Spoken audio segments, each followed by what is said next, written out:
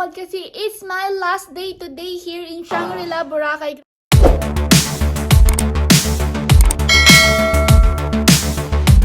Grabe, mamimiss ko dito ng sobra. 1 week din ako dito nagstay pero hindi pa ako nagsasawa, guys. Parang ayoko pa umuwi. Pero syempre hindi pwede dito magstay forever dahil ginto ang presyo. Oh no! At namimiss ko na rin ang aking mga dogs doon sa bahay. At aking family at aking mga friends. Gusto ko na maglakwatsa. Charot.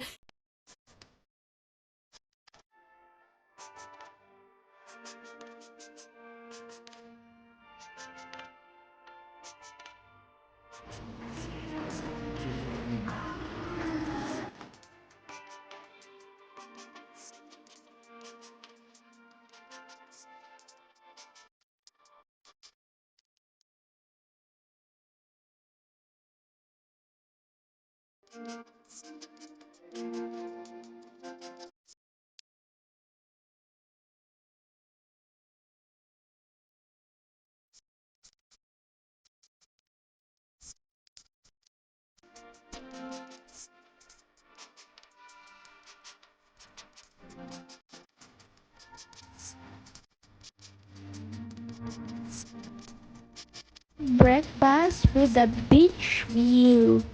Grabe, nakaka-relax ang morning mo kapag dito ka kumain ng breakfast. Sobrang laki ng Shangri-La, guys. Kailangan talaga naka-golf car cup papunta sa mga gusto mong puntahan dahil hindi mo kakayanin kapag ka maglakad. Kulang isang buong araw mo maglakad.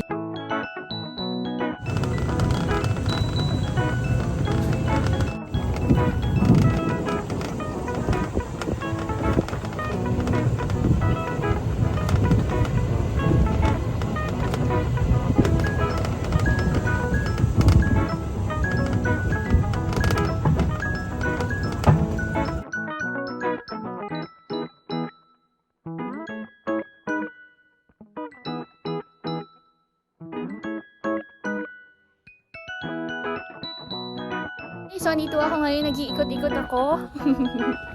Andito ako ngayon sa Villa Tanawin. So, ayan, nakikita nyo yan, guys. Grabe.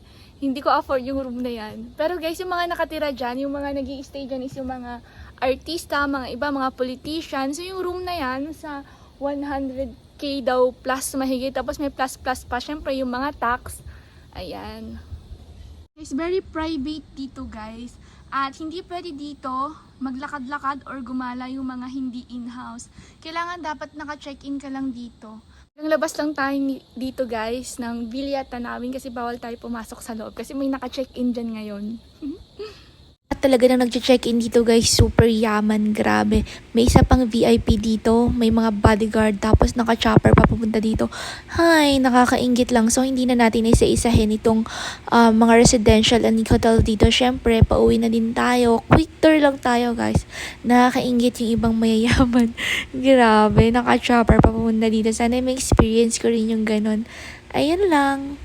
Hopefully someday, ako naman next time na visit ko dito sa Shangri-La, naka-chopper na din ako at may mga bodyguard. Ha? Ambisyosa. Hi guys! This is Aya. So, ito nga pala yung private beach dito sa Shangri-La. So, meron silang 2 beach. Dito yung isa at saka doon yung isa. Sa mga nagbabalak dito na pumunta, guys, sa Shangri-La, pwede kayo dito mag-request ng private dinner. Pwede kayo mag-barbecue dito. Unfortunately, hindi namin yung nagawa kasi nga pauwi na kami. So, pwede kayo dito magpa-set up ng private dinner kung meron kayong for the couple, for the family. So, set upan kayo dito. Tsaka pwede kayo mag-barbecue sa beach at meron ding own chef na mag-a-assist sa inyo at magluluto sa inyo. So, siguro next time na lang namin yung gagawin kasi hindi namin yung nagawa nung pagpunta namin dito. Kasi nga, pauwi na kami today.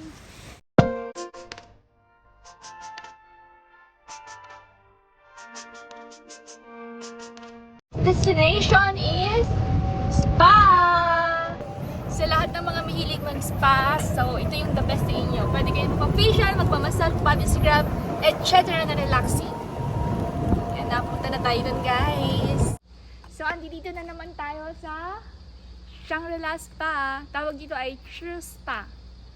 Ayan. Pwede kayo dito, guys, magpa-facial, magpa-body scrub. Oh, ang daming fish! Wow! Hi, fish! Welcome to my vlog! Tara, silipin natin yung loob. Ang dami lang, mukhang kate.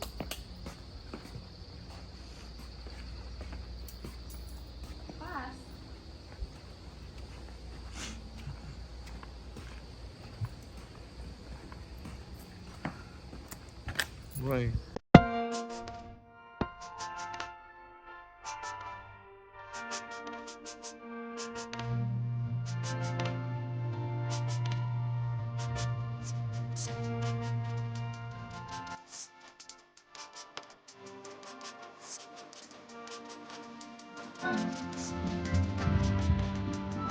Guys, so dito ako ngayon sa GT Port, Shangri-La. So, ayan guys, ang ganda dito. Makikita mo yung buong island ng Shangri-La. Guys, grabe, napakaganda dito sa GT Port. Makikita mo ang lahat-lahat at yung buong hotel ng Shangri-La. So, ayun guys, nakikita nyo naman. Doon kami naka-check-in. Ayan, napakaganda, grabe. Ayan, may mga nagtatambol pa. Hello!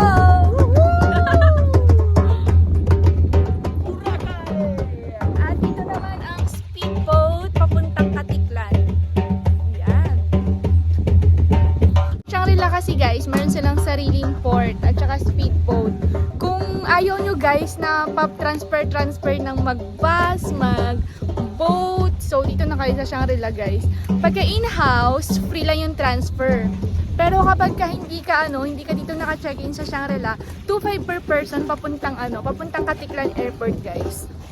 Pero kapag hindi kasama sa hotel booking mo yung transfer, magbabayad ka ng 1,000 per person. Ayan.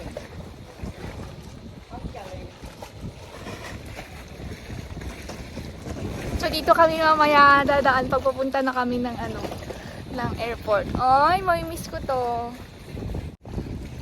Ang init nga lang guys. Ayan, may mga nagsiswimming dito.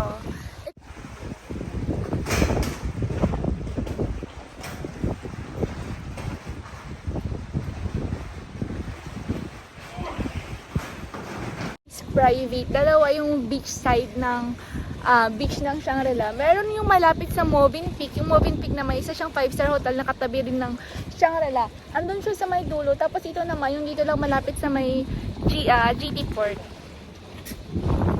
Ayan, grabe ang init. Sunog na sunog na ako. Pabalik na naman kami. So, dito na muna ako sa bubong. So, ito na guys. Pauwi na kami. Goodbye, Shangri-La. So, going to speedboat na. At papunta na kami ng airport.